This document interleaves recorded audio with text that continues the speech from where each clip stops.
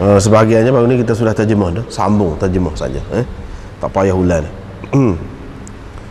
Hak ni pun sebenarnya sudah lalu belaka dah, babul udhrah. Sudah lalu belaka dah ni. Babul udhrah muka surat 851, bab sakit tekak, bengkak tekak, yang dipanggil sekarang dipanggil tonsillitis, sakit tonsel, bengkak tonsel. Diriwayatkan daripada Ubaidullah bin Abdullah bahawa Qais binti Mihsan al-Asadiyah, Asad Khuzaimah, dia adalah di antara perempuan-perempuan yang berhijrah di peringkat awal lagi, yang telah berbai'ah dengan Nabi SAW. Dia adalah adik-beradik kepada Ukashah. Dia menceritakan bahawa dia datang kepada Nabi SAW dengan membawa seorang anak lelakinya, yang mana dia telah memicit bengkak tonsel anak dia tu kerana sakit udhrah. Nabi SAW pun kata, kenapa kamu kenapa kamu tekan yang tonsel anak kamu itu? Dalam riwayat yang lain disebut, kenapa kamu seksa anak-anak kamu dengan menekan begitu? Alaikum bihadzal udil hindi, hendaklah kamu gunakan ud hindi, yakni qust hindi yang sudah kita jumpa dulu, kerana padanya ada 7 kesembuhan atau 7 penawar. Di antaranya penawar untuk zatul jam, penyakit angin, penyakit angin dalam dada. Yuridu al-kus, dia maksudkan dengan ud hindi itu ialah kus, itulah ud hindi. Dalam sanad yang satu lagi ni allaqat alih, dia tidak kata a'laqat alih. Tadi a'laqat alih minal udhrah, ni allaqat alih, maknanya serupa juga, iaitu memicit ataupun menekan bengkak budak tu, tonsel yang bengkak tu, untuk pecah, supaya dia pecah, keluar darah, ataupun kalau sudah banyak ada nanah, keluar nanah. Bau dawa al-mabtun, ini bab ubat orang cerah perut. Al-mabtun di sini bukan sakit perut, lagu lain, cerah perut. Ceret. Diriwayatkan daripada Abi Sa'id, katanya ada seorang lelaki datang kepada Nabi SAW. Dia berkata, saudara saya ceret beret, yang dia cerah perut. Nabi SAW pun kata, bagi dia minum madu. Dia pun bagi minum.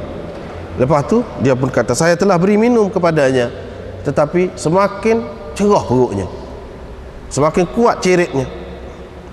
Nabi SAW pun kata, benarlah Allah, dusta perut saudaramu. Babun la safara, tiada safar, iaitu sakit yang timbul dalam perut, iaitu sejenis penyakit yang timbul berlaku dalam perut. Diriwayatkan daripada Abu Hurairah, katanya Rasulullah SAW bersabda, la adwa wala safara wala hamata, seperti dengan dulu juga, tiada sebarang jangkitan, tiada safar, tiada hamah. Faqala a'rabi, yakni memberi kesan. A'rabi berkata, wahai Rasulullah, fama balu ibli, kenapa kau unta saya berada unta saya ada di kawasan pasir bagaikan kijang-kijang, yakni cantiknya. Tiba-tiba mari unta yang berkurak masuk di antaranya, berada di antara unta-unta saya itu. Fayujribuha, dia membuatkan unta-unta saya itu berkurak. Faqala, Nabi SAW pun berkata, faman a'dal awal, siapakah yang membuatkan yang pertama itu berjangkit? Babu zatil jam, ini bab penyakit zatil jam. Diriwayatkan daripada tadi juga lah, hadis tadi juga, sepatulah qad allaqat, dalam setengah riwayat kata a'laqat. Tak ada beza. Sikit-sikit je bezanya. Diriwayatkan daripada Anas bin Malik, katanya Rasulullah sallallahu alaihi wasallam mengizinkan untuk orang-orang Ansar, li ahli baitin minal Ansar, untuk satu penghuni rumah dari kalangan orang-orang Ansar untuk menjampi, mengizinkan untuk jampi kerana disengat binatang bisa, wal udhun, atau kerana penyakit telinga. Faqala Anas, kuwitu min dhatil jam. Anas berkata, saya telah diselarkan dengan besi panas. Min dhatil jam, kerana penyakit dhatil jam, yakni angin dalam dada. Rasulullah, ketika mana Rasulullah sallallahu alaihi wasallam masih lagi hidup. Wa syahidani Abu Talha, Abu Talha dan Anas bin An-Nadhr dan Zaid bin Thabit menyaksikan saya yang dikenakan kai itu. Abu Talha lah yang menyelarkan saya dengan besi panah. Ini bab membakar tikar untuk disumbatkan, dengannya darah yang keluar, luka, untuk disumbatkan pada luka, ataupun untuk dilumurkan pada luka, disapu pada luka yang mengeluarkan darah. Diriwayatkan daripada Sahal bin Sa'ad As-Sa'idi, katanya bila pecah baidah, topi besi di atas kepala Nabi sallallahu alaihi wasallam, dan luka muka Nabi sallallahu alaihi wasallam, dan terserepih gigi depannya, raba'iyatu, gigi depan. Wa kana Ali yakhtalifu bil ma' fil mijan. Ali berulang alik membawa air dalam perisai. Fatimah pula datang membasuh mukanya, membasuh darah dari mukanya.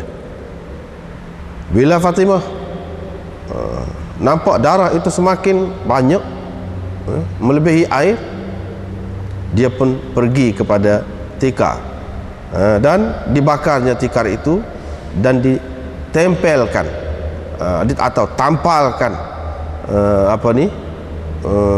abu dia itu pada luka Nabi SAW, maka berhentilah darah yang keluar itu. Inilah beberapa bab yang kita baca malam ni, bermula daripada yang kita baca tadi, bab juzam. Juzam tu dia penyakit kusta lah, kusta. Penyakit berat kusta ni. Dan teruklah kalau orang tu kena tu sampai jadi luruh habis. Ujung-ujung anggota dia biasanya, jari kaki, jari tangan habis luruh. Itu kusta. Teruklah penyakit. Dan ia juga sejenis penyakit berjangkit, penyakit berjangkit.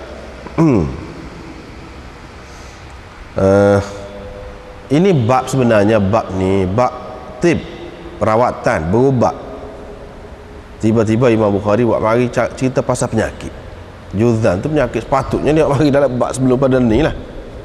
Kitab Al-Marda, bab orang sakit dulu, sakit goni-goni dia sebut dah kan dulu. Sini ni sepatut ayat rawatan lah, cara nak mengubat. Apa dia sebut juzam gitu. Itu persoalan timbul. Sebab Imam Bukhari ni cara dia buat, dia tidak buat saja, dia ada maksud dia. Belah-belah tu dia ada maksud. Dia nak ayatnya, di antara cara nak menghindarkan penyakit ni ialah dengan cara lari daripada, kalau penyakit tu penyakit jenis penyakit, jangan pergi dekat. Kalau boleh lari, pergi jauh. Jangan duduk bergaul dan pergi mari dengan orang sakit. Itu pun salah satu cara kita nak kawal penyakit. Itu pun satu bentuk rawatan juga tu. Rawatan ni bukan makna rawatan atau berubat ni makan ubat tu saja. Dengan cara kita pantai daripada awal lagi, ataupun kita jaga diri kita, kita tak pergi ke kawasan-kawasan yang ada penyakit-penyakit itu pun termasuk juga dalam berubat juga. Tapi berubat dengan cara tak makan ubat, dengan cara kawal diri. Itu pun satu bentuk juga rawatan juga tu. Satu bentuk rawatan. Jangan kita ingat rawatan ni makan ubat saja. Tidak. Dia naknya sini. Lepas tu hadis hak suruh lari daripada orang kena penyakit kusta ni, dia sekali dengan hak lain-lain sebelum pada dia, la adwa wala tiyarata. Lepas ni Imam Bukhari buat tajuk pula. Ni pada muka surat asal ni yang kita baca saat ni, terjemah saat ni 851 pun ada juga la adwa wala safar. Bahkan ada bab pula Imam Bukhari buat khusuku pula la adwa. Sini dia hak utama dia nya nak cerita kusta. Hak utama. Hak ni hadis ni sebut ni oleh kerana hadis ni sekali. Bukan dia nak buat tajuk ni hak utamanya untuk la adwa tu, untuk penyakit berjangkit ke apa tu. Tidak. Hak tu tidak lagi. Tapi dia sudah sebut sini dah. Sebut sini ni pasal sekali dengan firra minal majdzum. Larilah daripada orang yang kena penyakit kusta seperti mana kamu lari daripada singa. Hak tu hak nak sebenar. Hak bab la adwa tu ada bab suku akan datang. Walau bagaimanapun oleh kat rupa juga dulu kemudian saja. Dulu kemudian saja. Kalau kita bincang sini selalu pun boleh juga. Kalau dalam hasyiah kita, dalam syarah kita ni, sini selalu dia faham. Kemudian tu dia tak faham panjang lah. Dia cerita ayat dah dulu. Gitu. Hadis ni hadis yang sangat besar makna dia. Cukup dan payah juga, payah nak faham hadis ni. Ulama macam-macam pendapat, ni kata lagu ni, ni kata lagu ni tentang hadis ni apa maksudnya. Bila-bila dia kata la adwa, tidak ada jangkitan itu mempengaruhi, berkesan, dia suruh lari pula. Dan hadis yang sama, dia suruh lari daripada orang kena penyakit kusta. Dah kalau tidak jangkit, tak ada memberi kesan, tak ada apa-apa, suruh lari. Tapi di awal hadis tu dia kata tidak ada sebarang jangkitan. Apa maknanya? Dengan sebab itu ulama-ulama dalam syarah Bukhari ni di sini lalu dia bahas hak ni. Walaupun bab la adwa ni ada suku, tapi sini nanti pasal dia ada nampak bercanggah tu. Awal hadis dengan akhir hadis ni nampak bercanggah. Baik, kita tengok kita tengok hak mana-mana ada kitab ni, molek kita tengok dalam hasyiah nombor 9. Hasyiah nombor 9. Kita tengok situ dulu. Lepas tu kalau nak tambah-tambah pun tengoklah lepas pada tu. Nombor 9. Qauluhu firra minal majdzum. Nabi SAW kata larilah daripada orang yang kena penyakit juzam. Qadhi Iyad berkata asar, yakni hadis-hadis berhubung dengan orang yang kena penyakit kusta ni banyak macam, tak serupa. Ada hak suruh lari, ada hak suruh duduk sekali. Tak serupa. Ada riwayat daripada Jabir, terjemah selalu lah, bahawa Nabi SAW pernah makan sekali dengan orang kena sakit kusta. Dia makan sekali. Waqala, dia kata, dia baca. Bila dia pergi dekat tu, dia kata thiqatan billah wa tawakkulan alaih. Thiqatan billah wa tawakkulan alaih, dengan percaya dan bertawakal kepada Allah. Dia pun makan sekali.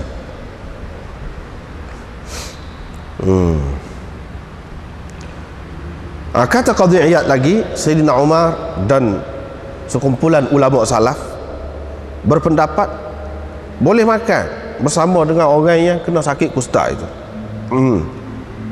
Dan mereka ni berpendapat bahawa larangan supaya menjauhi orang yang kena penyakit kusta itu sudah mansukh. Sudah mansukh. Dia kata gitu. Jadi hak larangan suruh lari, suruh apa itu sudah mansukh. Sebab apa? Nabi SAW sendiri makan sekali. Hak lain-lain, hak hadis-hadis lain hak berkenaan dengan suruh lari, suruh mengelak tu sudah mansukh belaka. Ni puak-puak ni kata. Misalnya ada seorang penyakit kusta tu nak bai'ah dengan Nabi SAW, Nabi tak beri mari. Tak sama marilah. Wayak dia, saya sudah bai'ah dengan dia. Dia tak sih solat seperti orang lain. Tu hadis tu nak suruh lari juga tu, mengelak juga tu. Tapi Demon ni kata hak tu semua hadis-hadis yang seumpama itu sudah mansukh. Ini di antara hadis yang khilaf tentang mansukhnya. Adakah sudah mansukh atau tidak? Sebahagian ulama kata tidak mansukh. Hadis ini masih lagi terpakai. Setengah ulama kata sudah mansukh. Seperti dia sebut sinilah.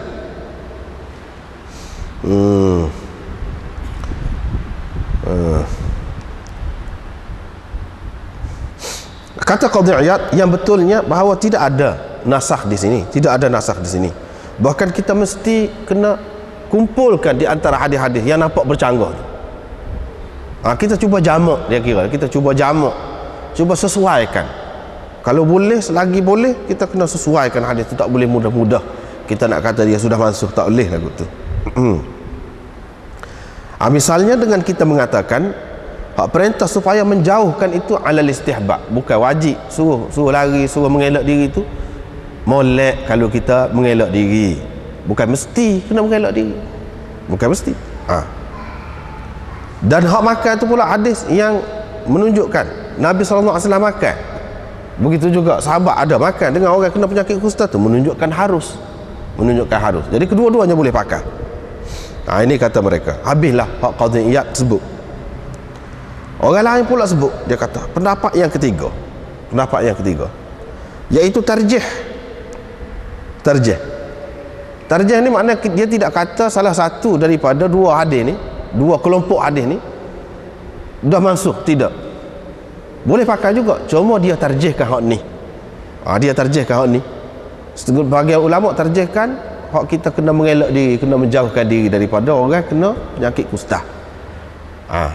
Dia tidak kata hak makan sekali ke apa tu mansuh dah, dia tak kata mansuh.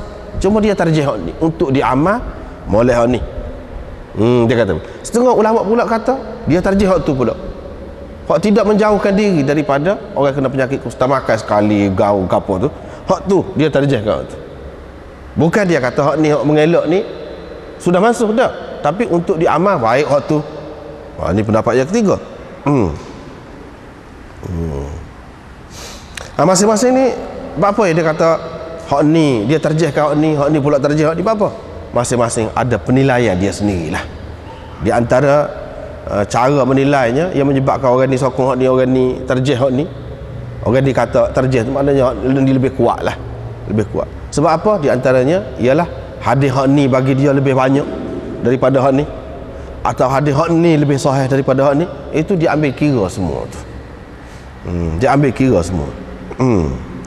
Tetapi ini sekadar mana perbincangan tentang hadis lah, tentang hadis. Dari segi akibat dia, hak tu dia tak ambil kira. Dia tak ambil kira. Hak tu serah pada masing-masing. Serah pada masing-masing. Akibat dia tu kena faham macam mana, dia kena tengok pada pendapat lain pula, tak padan dengan hak tu. Tak padan dengan hak tu.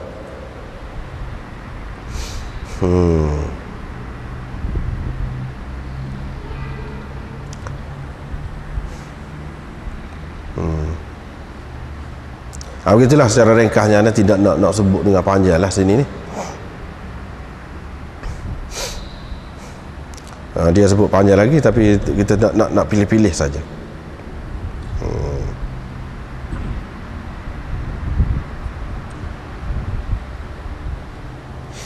Ada juga ini pendapat yang termasuk dalam, kalau kita terima yang ketiga tadi terbahagi kepada dua. Yang keempat lah, kalau kita bahagi dua lalu, yang kelima lah. Ini pendapat yang kelima.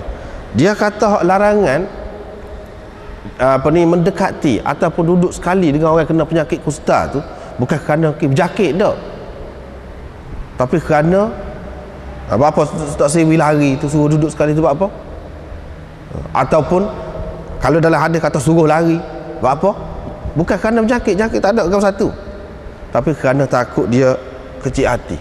Bila kita pergi tengok muka kita berubah, dia berasa sedih, nak jaga hati dia. Baik kita lari, jangan jumpa dulu lagi.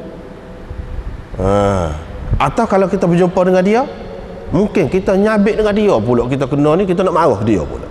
Buat dia lah, kita kata kalau lagu tu baik tak sah. Sebab itu bukan kerana hakikat dia tu menjakit, tidak. Ni pendapat yang keempat. Yang kelima, la adwa ni, la adwa wala tiarata ini ditujukan kepada orang-orang yang kuat iman dia, orang-orang yang kuat iman dia, dan orang-orang yang kalau itu satu. Ini tak apalah, kita sebut sini dulu. Orang-orang yang kuat iman dia dan dia tidak pegang sangat dengan sebab-sebab yang zahir ni. Dia tidak pegang sangat. Dan hujung hadis tu wafirra minal majdzub ini ditujukan kepada orang yang lemah iman dia. Lemah iman dia. Dituju kepada tu. Jadi tidak bercanggah sebab untuk orang lain-lain, untuk orang lain-lain.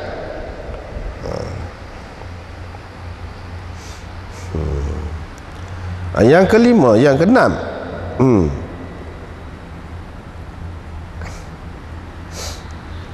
Dia kata tidak ada jangkitan. Yang ni bukan semua penyakit ni ada jangkitan, berjangkit. Tak. Itu makna la adwa. Tidak ada sebarang jangkitan, maknanya semua penyakit ni jangkit belaka. Jangan dipaham begitu. Tapi firra minal majzum, di hujung ni nak ayat ada beberapa penyakit yang berjangkit. Hak penyakit-penyakit ni kamu larilah. Hak penyakit tidak jenis penyakit yang tidak berjangkit tu tak payah lari. Hak penyakit yang kamu tahu jenis penyakit, larilah. Cubalah mengelak diri. Ni pendapat yang kena.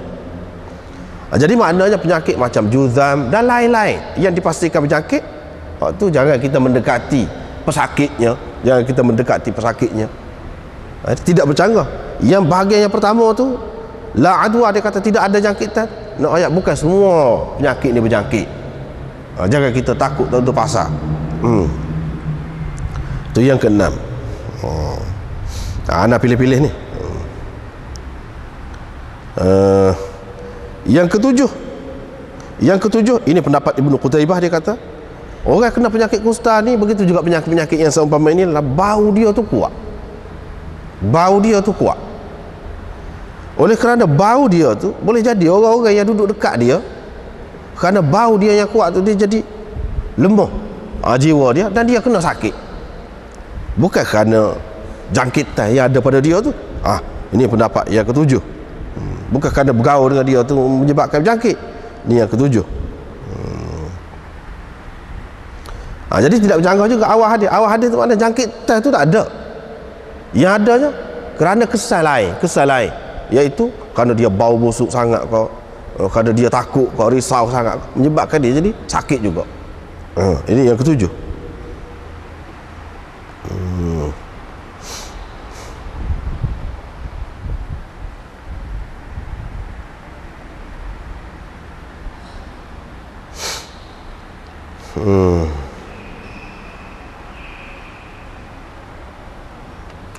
Yang ke-8-nya, iaitu sesuatu penyakit itu, dia tidak berjangkit dengan sendiri dia, dengan tabiat yang ada pada dia. Yang semula jadi, sifat semula jadi yang ada pada dia, tidak. Tetapi kerana Allah SWT bui kesan tu ada pada dia. Sifat berjangkit sana Allah SWT yang buat, bukan dia jadi sendiri. Bukan kalau kita kata virus ke ataupun kuman tu ada kuasa. Kuman tu ada kuasa. Tidak, Allah SWT lah yang memberi kesan ataupun pengaruh pada dia tu. Ini pendapat yang ke-8. Mana tak boleh kita kata tabiat dia tu, kejadian dia tu semula jadi sendiri. Kuman tu jadi sendiri, hebatnya. Bukan Allah SWT, bukan dalam kuasa Allah SWT. Dia boleh memberi penyakit dengan anggapan begitu. Tidak ada la adwa, tidak ada jangkitan seperti itu. Kalau ada berjangkit, dengan izin Allah, dengan kehendak Allah, Allah SWT yang memberi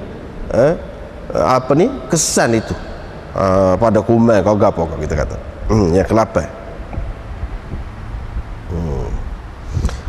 Yang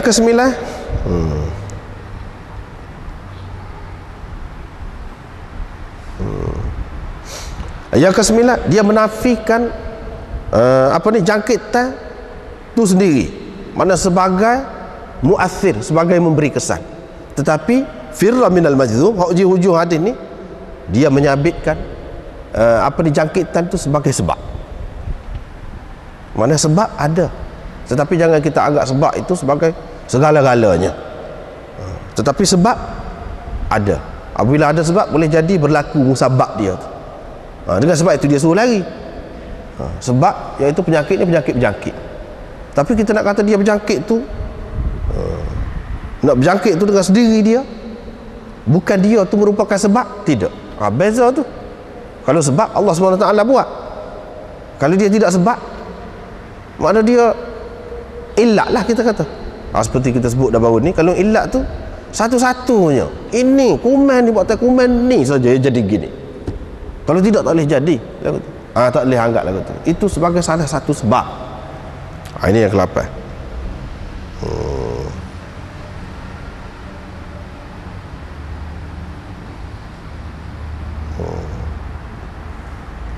Yang kesembilan,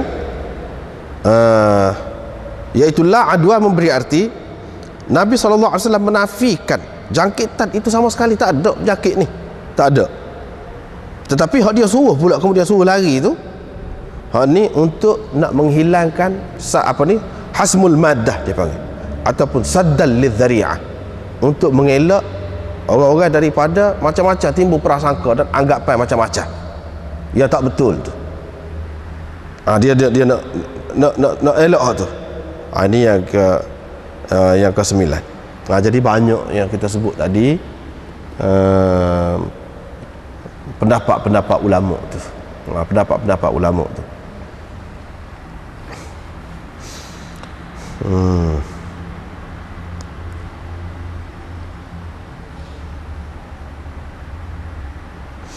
Tapi pada anda sendirinya, anda nampak kalau kita gabung semua tu, capur sikit-sikit, sebuah sikit, dia membawa makna la adwa, maknanya tidak ada jangkitan.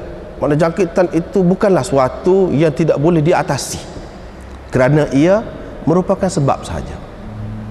Kalau kita cari sebab lain yang boleh mengatasi sebab itu, maka dia boleh hilang. Dengan cara lagu mana? Dengan cara kita lari kau sekurang-kurangnya tempat yang berjangkit tu kita tak pergi. Yang ni kita tidak mencari sebab. Tapi kalau kita pergi, kita cari sebab. Yang ni di sini, hadis ini nak menceritakan, nak ceritakan hukum sebab dan musabab. Jangan kita ingat apabila misalnya kita kata hak mudahnya api lah, kita kata api. Api tu sifat dia membakar. Tetapi kalau basah tak membakar. Sebab lain pula ada. Sebab lain pula ada. Kalau kita pergi dekat dengan orang sakit tadi, oleh kerana berjangkit tu, penyakit tu berjangkit, itu menjadi sebab kepada penyakit. Tapi kalau kita pergi jauh, kita tak cari sebab tu, tak ada lah musabab dia. Di sini dia nak ajar kita, iaitu perhatikan sebab dan musabab. Kalau kita tengok ini penyakit sebab ni, kita cari sebab lain yang boleh mengatasinya, maka hilanglah penyakit tu. Gitu maknanya. Sekurang-kurangnya paling tidak, iaitu dengan cara kita lari, dengan cara kita berpantai, sekurang-kurang. Kalau tidak pun cari ubat.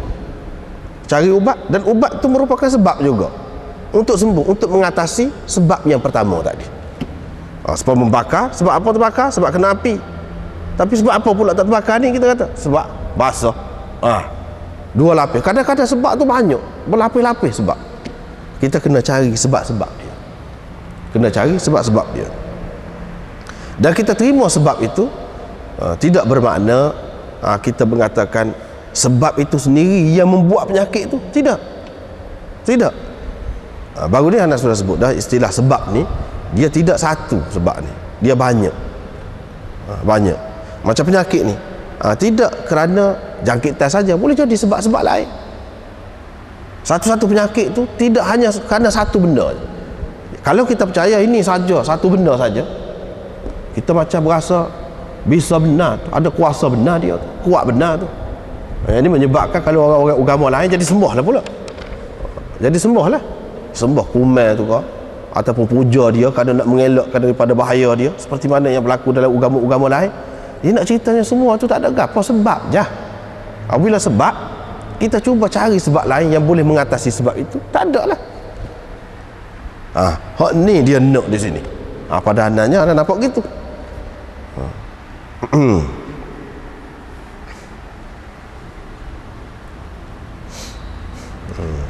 Bermakna kalau kita kata sebab saat ni, kalau kita kata mesti penyakit ni ada, kalau orang kusta ni kena lalu dah.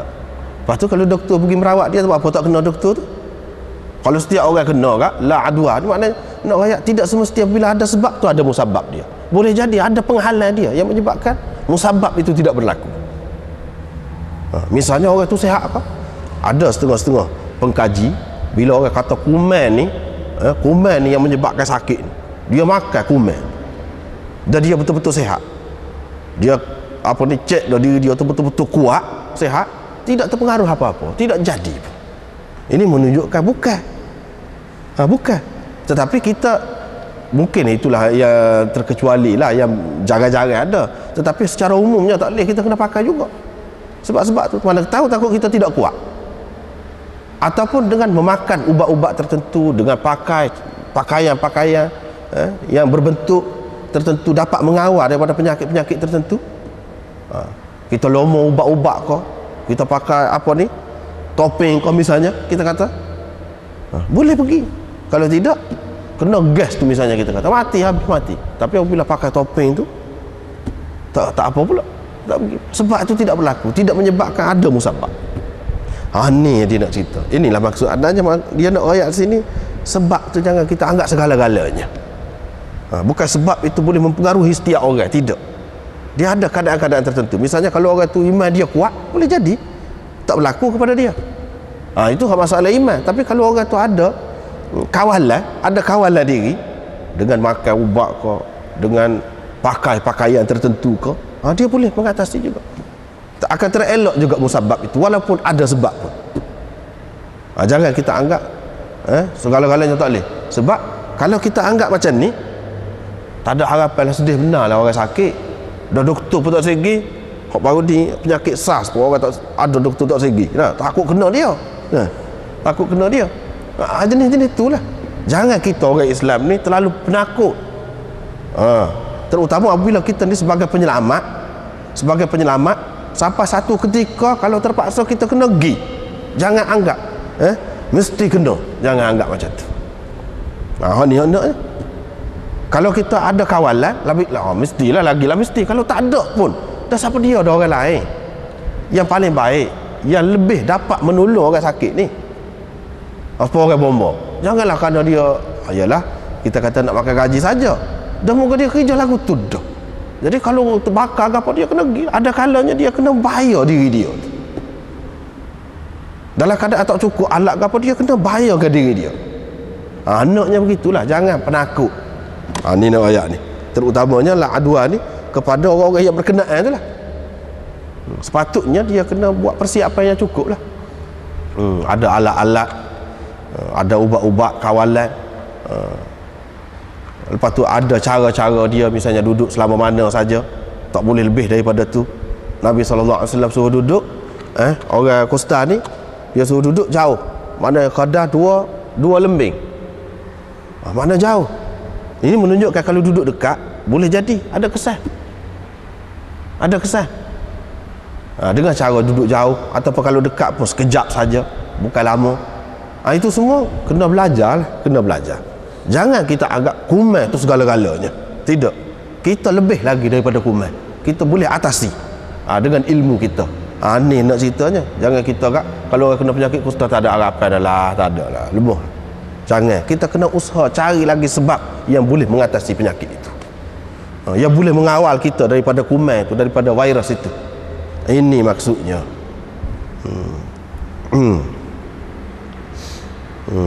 Kalau kita faham molek ni, dia bukan melemahkan semangat kita, tetapi menguatkan semangat kita lagi.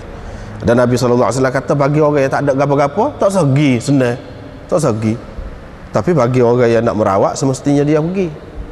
Dan memanglah kalau belajar cara dia adalah cara-cara dia. Nak pergi dekat orang sakit ni macam mana, nak pergi dekat orang sakit gua ni macam mana cara dia. Itulah sepatutnya kena macam tu. Sebab orang-orang dulu dia anggap jangkitan ni misalnya kerana kuman kau, kerana apa-apa kau, jadi tak boleh diatasi dah. Tidak, kita Islam tidak kata begitu. Wala tiyarata, tidak ada burung sempena, mengambil sempena baik dengan burung. Macam-macam ni pun dunia ni. Kalau di India, dia ada atas-atas jambatan, tepi-tepi jalan tu, dia ada orang nak tahu nasib dia dengan musim burung serindik, burung kakak tua, macam-macam ada lah. Dia ada lah buat cara dia tu. Dia nasib awak tak boleh buat kerja benda ni. Kalau nak nikah dengan orang ni tak boleh. Pasal apa? Tidak membawa keuntungan, kata dia. Tak boleh lah, kata. Tak boleh. Ambil sempena baik atas sempena buruk dengan burung, tak boleh. Misalnya orang zaman dulu dia kata kalau burung tu meletah, dia keluar nak pergi berjalan tu, burung tu meletah pergi arah kiri, tak molek. Tapi kalau burung meletah arah kanan, dia ambil benda-benda macam tu, dia tak tahu mana sebab tu. Dia tak tahu mana. Jangan kita faham begitu. Ada satu lagi faal ni mengambil sempena baik daripada sesuatu. Hak tu Nabi SAW bagi. Sempena buruk ni dia tak boleh. Tapi pada hakikat sebenarnya faal tu pun dia tak sah juga. Cuma kalau nak juga, biarlah kita ni bersikap optimis. Allah kemolek. Kalau Allah kemolek nampak benda ni, ini tanda baik. Biar mau baik semua kita ni, harapan baik semua. Ni misalnya orang-orang tua kita kata, tengok laba ada apa ni? Ni ramah mari dalam rumah. Dia kata ada orang nak mari. Tu masuk dalam ni juga tu. Tak ada apa tu. Tetapi kalau Allah kemolek lah, tak apa. Allah kemolek dalam mana? Kita tidak jadi sangka buruk kepada orang mari membawa celaka kepada kita ke. Tak ada sangka buruk. Tetapi Allah kebaik saja. Apa yang Nabi SAW naknya, iaitu biar kita ni optimis, jangan pesimis. Jangan anggap daripada benda ni Allah kau tak molek, tak jadi kerja belaka lah kalau lagu tu. Kalau Allah kalau nak ambil kira apa, Allah kemolek. Tetapi sebenarnya Nabi SAW tak suka juga tu pun, sebab dia tu tak ada kena-mengena dengan keberuntungan seseorang tu. Buat untung kau tidak untung, tak ada kena-mengena. Bukan hal ni saja, bukan burung saja. Ada juga orang kata kalau pakar mata delima ni gini murah rezeki ke apa, orang tu mengarut belaka tu. Sebenarnya dia nak hapus benda-benda tu lah. Dia nak hapus benda-benda tu. Kalau kita pakar gini selamat kita, tak kena tu. Dia nak hapus semua bentuk yang tidak ada asas dia. Tidak ada asas. Hurafat orang panggil. Hurafat ataupun tahyul. Bahkan kita kena kaji biar tahu sebab dan musabab dia. Hadis ni besar dia nak ayat sebab musabab. Orang zaman dulu dia kata beratus situ tak boleh pergi. Orang pergi nak sodak mati, demam lalu demam. Orang pergi sodak nyodok tu mati ataupun demam sakit, tak boleh buat batu dalam rumah tu. Dia kata beratu. Anggap batu gani tak tutup hatu tu ada. Tapi anggap rumah dia beratur, lepas tu suka kau orang lah. Orang dulu buat apa, dia perok gapo ni. Teruk ni. Kita dah anggap tak tu pasal. Padahalnya dalam rumah tu ada jenis batu yang mana khasiat dia lagu tu. Allah SWT buat berlaku. Mana kalau orang duduk dekat dia jadi demam. Khasiat dia. Khasiat seperti khasiat kayu tas misalnya. Apa yang rima takut tu? Allah SWT berlaku yang buat. Kayu lain yang besar lagi pun dia tak takut. Apa tu? Dia ada khasiat yang kita tak faham. Kita kena kaji apa sebab. Kita kena kaji. Jadi hak ni pun batu tu yang jadi sebabnya, bukan hatu. Bila buat batu tu molek dengan cara-cara dia, kaedah dia, tak ada baca-baca apa buat molek. Tak ada apa satu, tak ada demam, tak ada sakit, tak ada mati ke apa. Gitu. Hak ni Allah SWT buat dalam alam ni, pokok kayu kau gapo kau, ada jenis-jenis pokok kayu dalam hutan tu, kalau pergi dia lilik orang. Bukan dia tu apa ni orang kata beratu, tidak, dia pesen dia. Seperti besi, dia tarik besi hak serupa dia. Ya ada lah tu. Kita kena kaji lah, buat apa? Ini maksud hadis ni. Jangan kita duduk dakwah tak tentu pasal tanpa kita kaitkan sebab musabab dia. Jangan. Ni kita kata tafsirkan begini, padahal benda tu tak ada pun. Tak ada pasal-pasal kita takut, tak ada pasal-pasal kita kata orang ni perah hatu, kita suka buruk ke orang, tak ada pasal-pasal. Kita kena kaji molek. Macam buruk, tak ada kena mengena. Masa dia terbaik kot ni. Lepas tu kata kalau bewok tu maknanya tak ada beruntung kalau kita pergi berniaga. Dah duduk kampungnya ada bewok lah dalam hutan tu. Lepas kalau duduk dalam bandar tu, bangunan tinggi-tinggi mana nak ada bewok je. Lepas lagu tu takkan dia tak ada rugi. Ada juga dan berniaganya ada untung ada rugi. Sepatutnya je. Tak ada kena mengena dengan bewok tu. Tapi orang-orang percaya kepada bewok, percaya kepada batu mata, percaya kepada tu tak kena. Tapi kalau lah betul dia ada khasiat, cuba uji berdasarkan hukum sebab dan musabab. Kalau lagu tu tak apa. Kalau lagu tu jangan kita anggap dia ada kuasa gaib ni batu geliga ni. Ada kuasa gaib, kita pun puja dia pula. Padahal Allah SWT buat. Apabila kita letak pada bisa tu, dia mengisap. Dia mengisap. Allah SWT buat. Dia tak ada kelebihan apa-apa. Kalau kita percaya, buat apa? Semoleknya kita kaji lagi. Apa dia ada dalam dia yang menyebabkan dia boleh hisap bisa? Sepatutnya. Barulah kita tidak jadi rusak dari segi akidah. Kita percaya bukan-bukan. Kalau kita tahu khasiat dia ataupun gapo dia, sebab dia tu dalam dia tu, bahan gapo yang ada dalam dia. Mungkin bahan tu berguna pula untuk kita buat benda lain pula. Ambil bahan tu saja. Daripada benda-benda lain pun mungkin ada, daripada benda ni ada, daripada benda ni ada. Lagu tu hendaknya jangan duduk percaya tak tutup pasal. Wala hamata. Hamata ni macam-macam kepercayaannya, banyak makna. Di antaranya orang-orang jahiliah dulu dia kata kalau orang tu mati kena bunuh, orang mati kena bunuh ni dia masuk dalam burung, ruh dia masuk dalam burung pergi rata, duduk terbang rata, sejenis burung hamah ni. Burung tu tak akan hilang kalau selagi tidak dibalas dendam dia, tidak dituntut bela terhadap dia, tak kena bunuh. Bila orang bunuh pembunuh, barulah burung tu tak ada. Kepercayaan dia begitu. Orang kita cari lagu mana? Kalau burung tu bunyi tu, tak lama ada orang nak mati. Tu tak ada kena mengena belakang tu. Tak ada kena mengena, tak ada. Ada duduk dalam hutan, nya bunyi burung tu. Hak tu pun salah satu pahaman dia kok. Macam-macam lah. Pahaman ataupun ni tentang burung hatu ke. Ada tak boleh faham gitu. Tak boleh faham begitu. Bahkan kita kena faham macam mana. Misalnya kalau burung elang tu duduk, burung elang ataupun burung raja orang orang panggil, burung profesor tu, kita tengok daripada jauh dia duduk terbang tu, tanda bahawa di bawah tu ada orang mati bangkai. Kalau kita nak cari orang pada pasir ke apa, gitulah. Biar gitu. Hak dia kukuk dia gapo tu, gapo dia ada di sebalik dia, biar kita tahu sebab dia. Jangan kita duduk percaya tak duduk pasal. Hak tu tak sih. Lagu tu orang panggil khurafat. Di antara usaha Nabi SAW, perjuangan dianya iaitu menghapuskan khurafat dan tahyul, benda-benda yang tidak berasas, benda-benda yang tidak tahu gapo dia sebab dia. Kalau tahu sebab dia tak apa. Wala safara, dan tidak ada safar. Orang kita kata sebab gini, orang kita pun lagu tu juga. Pada bulan Safar tu kak, ayam tes sapa, orang kata supaya tes sapa. Tes sapa ni maknanya bulan Safar tu lah kena penyakit. Dia kata bulan Safar ni bulan nahas, bulan malam, terus dia letak. Jadi nak bangun rumah pun tak boleh, nak menikah pun tak boleh, nak start pergi ngaji tu, pergi jalan mana-mana pun tak boleh. Kerana kepercayaan tadi lah. Dia tengok ada beberapa perkara tak molek, maka dikaitkan dengan segala benda lain. Itu tak kena. Sepatutnya kita kena kaji apa pada bulan Safar tu bulan berapa. Kita kata lah ni Muharram, bulan Safar dalam bulan 4. Apa yang bulan 4 ni banyak penyakit apa? Sepatutnya kita kena kaji sebab dia yang jadi sehingga ayah-ayah ni mati di apa. Sepatutnya kita kena kaji sebab dia.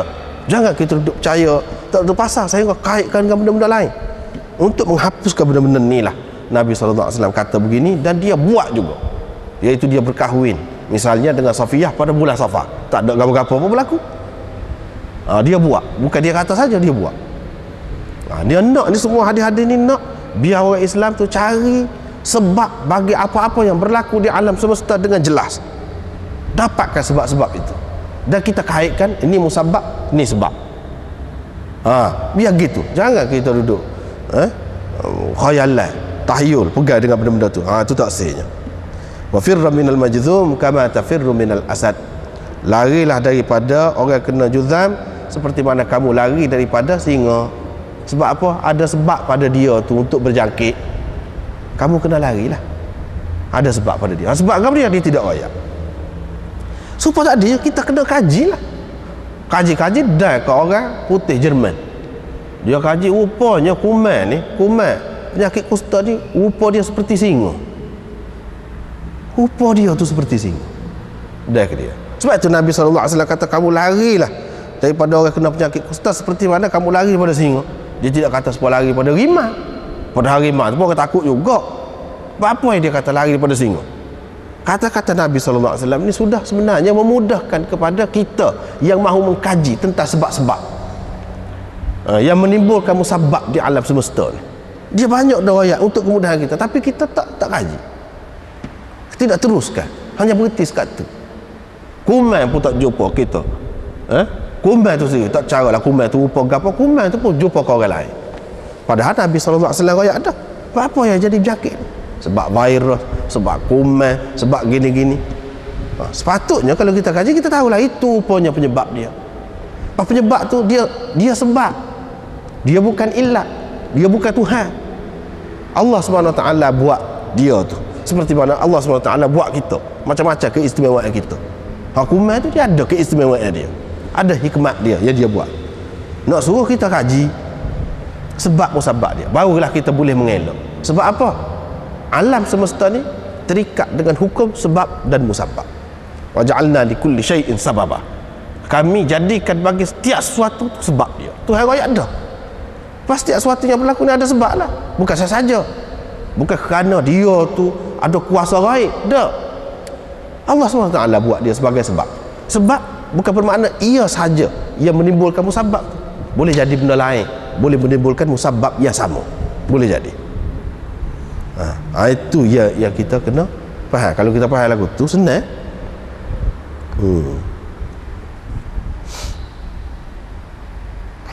Bukan bermakna sini menunjukkan Nabi SAW sudah mengingatkan kepada kita ada jenis-jenis ni makhluk halus lah, kita kata makhluk halus seperti bakteria, kuman-kuman ni, virus ni yang boleh berjangkit ni, melalui bersin kau, melalui darah kau, macam-macam. Dia suruh kita beringat. Ni isyarat dah ni, isyarat. Lepas tu Nabi SAW tak boleh pergi ke tempat yang kena ta'un, kena penyakit berjangkit, dia tak boleh pergi. Hak mana ada situ, dia suruh duduk situ, jangan tubik daripada situ. Supaya apa? Supaya mudah dikawal. Isyarat sudah ada dah tu. Ni jenis penyakit. Kalau bawa pergi ke lain, keluar seorang, habis hak lain pula berlarak. Lepas tu hak ni kalau pergi sana, kenalah mengikut hukum sebab dan musabab. Tak boleh lari hukum sebab dan musabab ni. Sebab tu ulama-ulama kita kata hukum sebab dan musabab ni bukan dalam dunia saja, sampai ke akhirat hukum sebab dan musabab. Cuma kita saja tak nampak. Kita nampak sebab musabab ni hak dekat. Tak. Sebab apa kita masuk syurga? Sebab kita baik, sebab kita Islam. Sebab itu Imam Ghazali dia bahas, dia kata hukum sebab musabab ni berlaku bukan hak ni saja, bukan dalam dunia saja. Kalau kita nak anak, kena menikah, kena bersetubuh, dah cukup sebab-sebab dia untuk lahir anak, lahir. Kalau kita nak anak tapi kita tak nikah, kita tak cari sebab dia, tak boleh. Dia kata begitu juga kita nak syurga tapi kita tak ikut jalan dia, tak ikut sebab dia, tak akan boleh. Allah SWT ikat dah hukum sebab dan musabab sampai ke akhirat. Apa masuk neraka, apa kena seksa, sebab ni. Dia tak boleh lari. Sebab itu kalau kita baca kitab Imam Ghazali, Fakhruddin Razi, memang dia kait sebab dan musabab. Dan dia kata sebab musabab ni bukan terhenti setakat hak dunia ni saja, tidak, jauh perginya sampai ke akhirat. Habislah situ. Babun al-mannu shifa'un lil 'ain. Al-mannu shifa'un lil 'ain. Man adalah penawar untuk mata. Penawar untuk mata. Wa anzalna 'alaihimul manna was-salwa, adalah Quran sebut. Kami turunkan kepada mereka man dan salwa, ataupun alaikum al-manna was-salwa. Kami turunkan kepada kamu man dan salwa. Puak-puak Nabi Musa dulu, Nabi Musa bila lari dengan puak-puak dia tu, lari jemeran laut Kulzum tu, pergi duduk di satu kawasan yang tidak diketahui oleh puak-puak Fir'aun. Di situlah dia duduk berapa lama? 40 tahun. 40 sanatan yatihuna fil ard. Duduk situ 40 tahun. Nabi Musa buat apa dia? Duduk didik puak-puak dia, asuh puak-puak dia yang lama sudah jadi hamba abdi berabad-abad lamanya. Teruk dah.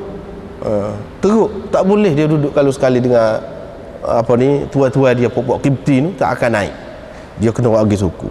Apabila wagi suku tu, Allah SWT ni hikmat dia nak menyatakan mukjizat Nabi Musa, dia beri dua perkara, man dan salwa. Macam-macam lah pendapat ulama gapo dia man itu. Salwa tu burung lah. Burung tu kira-kiranya burung macam burung puyuh. Man iaitu sejenis macam salji yang turun dan dia melekat pada daun-daun kayu ataupun pada batu-batu yang licin, dia melekat di situ macam beleda gitu.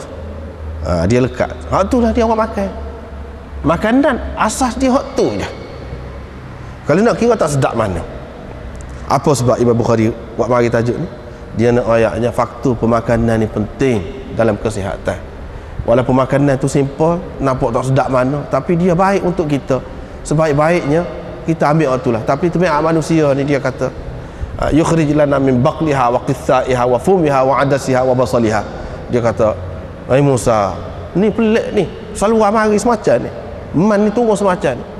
Kalau kiranya ud'u lana rabbaka. Boleh kamu minta doa dengan Tuhan. Biar dia buat keluar sayur-sayur, bawang besar, bawang putih, kacang dah sini kata. Dia buat apa aja? Pok-pok dia kata. Nabi Musa kata, "Ibitu Misra. Fa inna lakum ma sa'altum." Pergi Mesir kalau lagu tu kan. Sana ada benda hak munak ni. Tapi manusia dia suka makan hak jenis sedap-sedap lagu tu kan. Jenis apa dia kita kata tumih, tumih. Bau sedap, bau tu pun sedap dah lepas tu minyak goni bubur sedap nah tu. Kalau nak tu pergi Mesir. Kalau mengutamakan makan, nak utamakan makan kau nak kemerdekaan. Kalau nak kemerdekaan, cara orang nak merdeka ni lagu ni nak susah pun pada hakikatnya sihat untuk kita. Dah orang-orang yang makan hak tu belum tentu lagi dia sihat. Kita nak berlawan dengan dia ni, kita kena kuat betul sihat. Selama mana 40 tahun duduk lagu tu, jemuh juga kali pupuk dia, tapi dia tidak tahu benda ni baik untuk dia. Man itu sebagai roti, salwa itu sebagai lauk dia. Yang ni lauk hak paling moleknya iaitu daripada jenis sayur. Bahan hak lagu tu. Lepas pada tu jenis burung. Jenis burung ayam, kalau kita kata jenis-jenis tu lah. Ini jadi makanan dia. Akhir sekali dia pergi, Nabi Musa tak ada, Nabi Musa mati. Dia pergi ke Mesir ni, bawa pok-pok dia ni, anak murid Nabi Musa, iaitu Yusha bin Nun, khalifah dia. Pergi dalam masa sekejap saja dia boleh takluk negeri Mesir tu, jatuh ke tangan pok-pok dia. Nak ayatnya, dia kena latihan dulu, pergi suku, makanan pun kena jaga, semua kena jaga. Walaupun nampak tak sedap, tapi ini baik untuk kesihatan. Ini Imam Bukhari nak ayatnya. Paman tu ada ke lagi lah ni? Tak ada. Imam Bukhari pun kata, marilah hadis ni. Riwayat daripada Sa'id bin Zaid. Sa'id bin Zaid ni siapa dia? Salah seorang sahabat 10. Ia disebutkan oleh Nabi SAW sebagai ahli syurga. Dia kata, saya mendengar Nabi SAW bersabda, kulat itu adalah sebahagian daripada man. Tu dia. Kulat tu sebahagian daripada man. Kulat itu semacam man juga. Man hak Bani Israel dulu, mukjizat Nabi Musa tu tak ada. Tapi bukan tak ada langsung, kesan dia, khasiat dia tu ada juga. Walaupun tidak sehebat tu, sebab tu mukjizat tu hanya dengan mukjizat. Tetapi hak tidak mukjizat, hak ada, mudah yang nampak, tidak berharga, tumbuh sendiri, tak payah keluar modal banyak. Hak tu khasiat dia besar. Al-man al-kam'atu minal man. Hak ni kalau ada lagi sekarang ni, hak ni lah yang mana khasiat dia tu Superman. Kalau tidak 100% pun ada lah. Unsur-unsur yang ada pada man tu ada dalam dia. Bahan-bahan yang ada dalam man tu ada pada dia. Wa ma'uha shifa'un lil 'ain. Oleh kerana dia ni semacam man, dan man tadi dalam tajuk tadi, man itu penawar untuk mata. Maka apa ni, kulat saat ni pun penawar juga untuk mata. Penawar juga untuk mata. Kira-kiranya pupuk Nabi Musa duduk pada pasir ni kuat ni, berangi. Berangi pasir ni, debu ni boleh masuk dalam mata, menyebabkan orang rusak mata cepat. Jadi selaput tu jadi tebal, dan macam-macam boleh jadi sakit mata. Tapi dengan ada man ini, penawar makan, melalui makan tu sendiri dia dapat hilang penyakit itu, ataupun terhindar mereka daripada penyakit mata yang sangat apa ni, terdedah orang-orang yang duduk di padang pasir. Apa dia kata kulat ni syifa lil ain, penawar untuk mata. Penawar lagu mana? Dalam hadis-hadis dalam Tirmizi misalnya, Abu Hurairah dia perah 45 pucuk kalau kita panggil, 45 batang lah kita kata, apa ni, kulat sana, ataupun 7, dia sebut dalam Tirmizi. Dia perah air dia simpan dalam botol. Lepas tu ada seorang hamba perempuan sakit mata, dan mata dia tu jadi rabung dah. Sebab apa? selaput naik. Abu Hurairah bubuh, sembuh. Ni pengalaman sahabat dulu. Pengalaman hak kemudian pula kalau kita baca sini, tepi ni pengalaman Imam Nawawi sendiri dan ulama-ulama, dia kata memang sembuh. Ni kalau kita ada kitab ni, cuba tengok tepi ni. Tepi ni setengah ulama kata dia memang dia ni asas kepada ubat mata, tapi tidak semestinya guna dia saja. Boleh jadi penyakit-penyakit mata yang tertentu tidak sesuai dengan dia saja, kena campur dengan celak kalau misalnya batu celak tu, atau kena campur dengan benda-benda lain, boleh jadi. Tak mesti dia tu saja. Tetapi setengah ulama kata tak, dia saja pun memadai. Inilah yang Imam Nawawi kata ni. Cuba kita tengok tepi ni.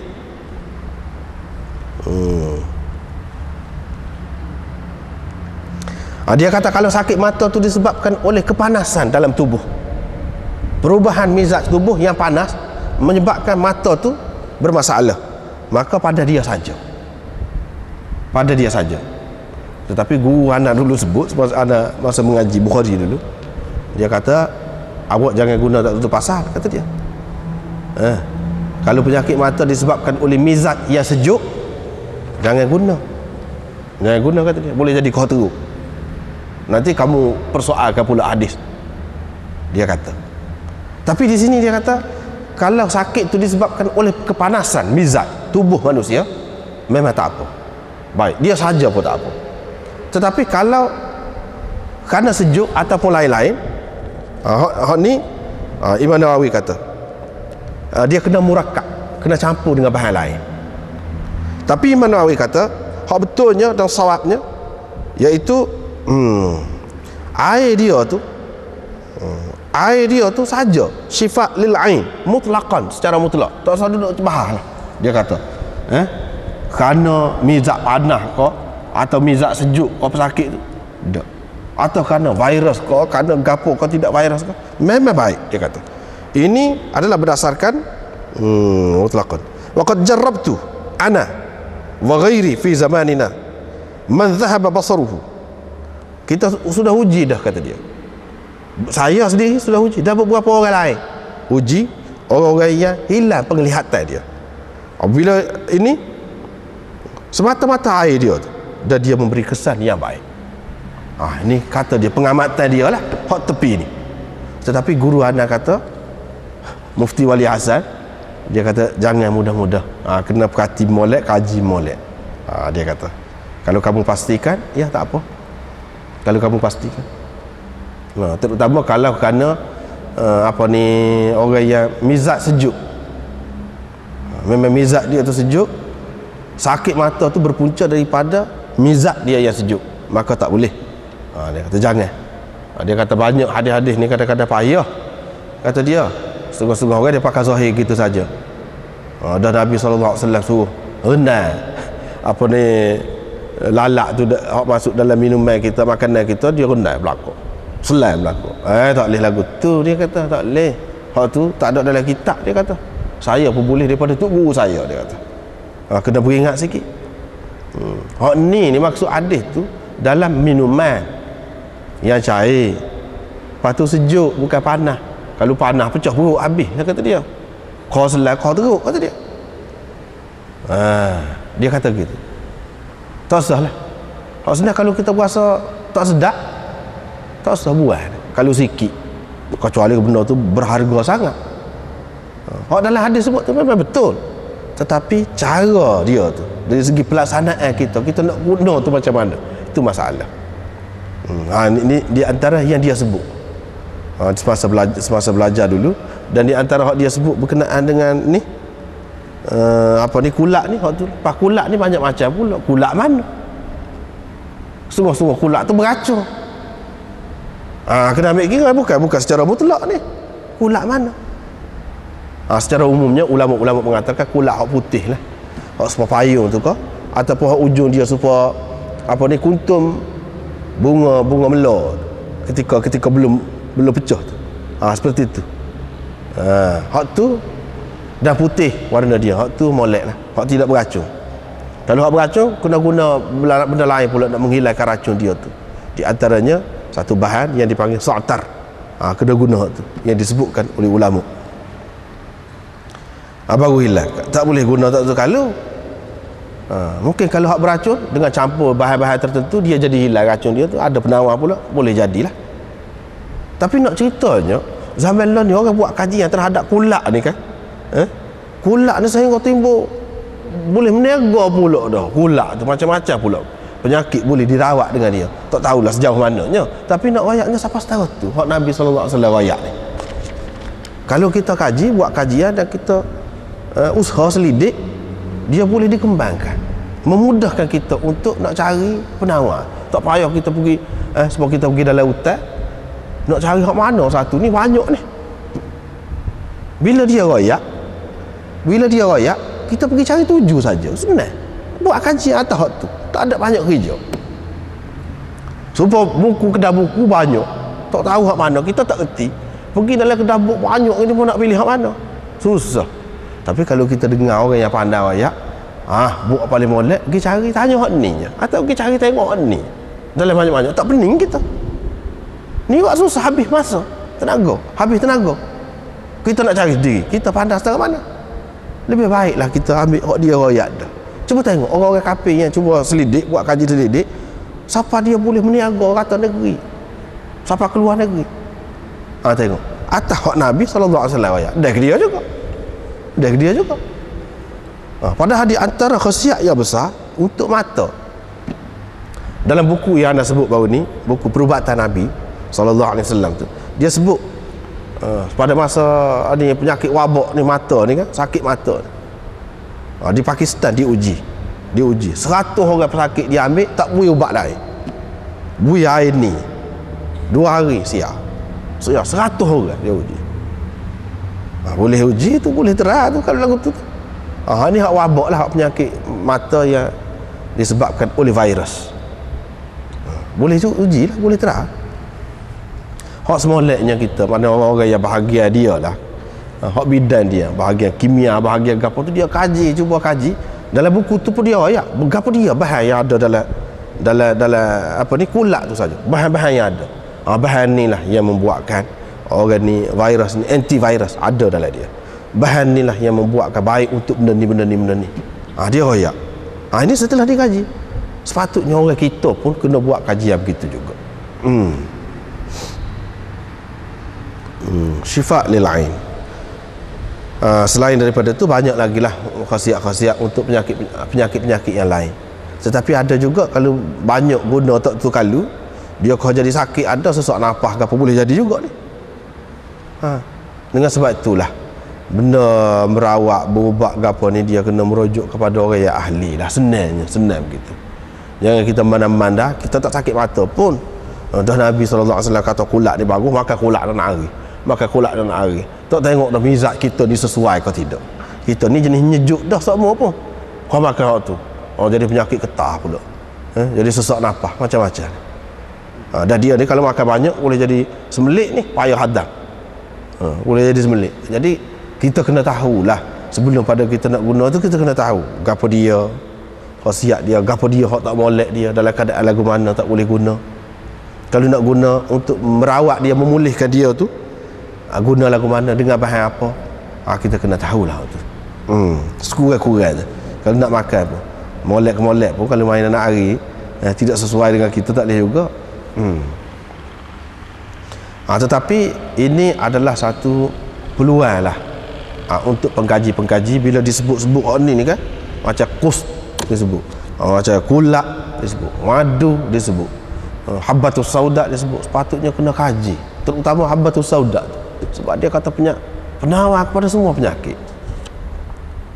Bahawa orang ni makan, dia sakit, tak siap, lagu mana Nabi SAW tetap benar. Situ nak pada kita kaji. Ni kita jumpa Nabi SAW bagi madu, bagi sekali tak siap, bagi 2 kali tak siap, bagi 3 kali baru siap. Maknanya dia ada dos dia tu. Kalau kita makan terlajak banyak pun tak boleh juga. Sebab tu doktor tu dia tahu sekat ni jangan makan lebih pada tu, dia kata. Atau kena makan berhabis ni, jangan makan kurang pada tu. Kalau makan kurang pada tu boleh jadi tak jadi. Inilah bendanya. Nabi SAW dia tahu.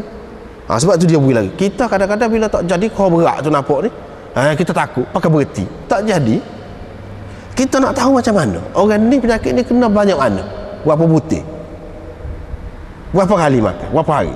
Kita nak tahu macam mana. Orang tu kena kaji tu. Atau dia saja kau kena campur dengan benda lain, kena kaji. Gitulah. Lepas pada tu ni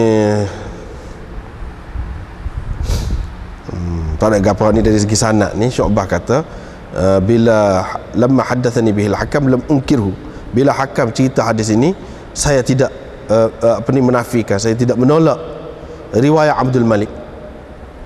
Saya tidak menolak riwayat Abdul Malik sebab dia Syu'bah ni dalam riwayat Bukhari ambil, dia kata ambil daripada Abdul Malik.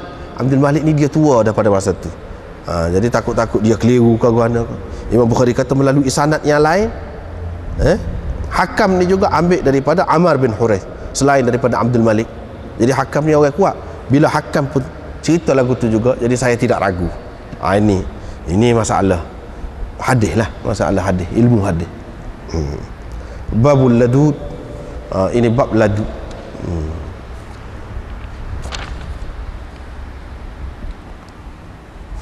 Panjang pula tu ladud ni. Berhenti sekata lah. Wallahu a'lam.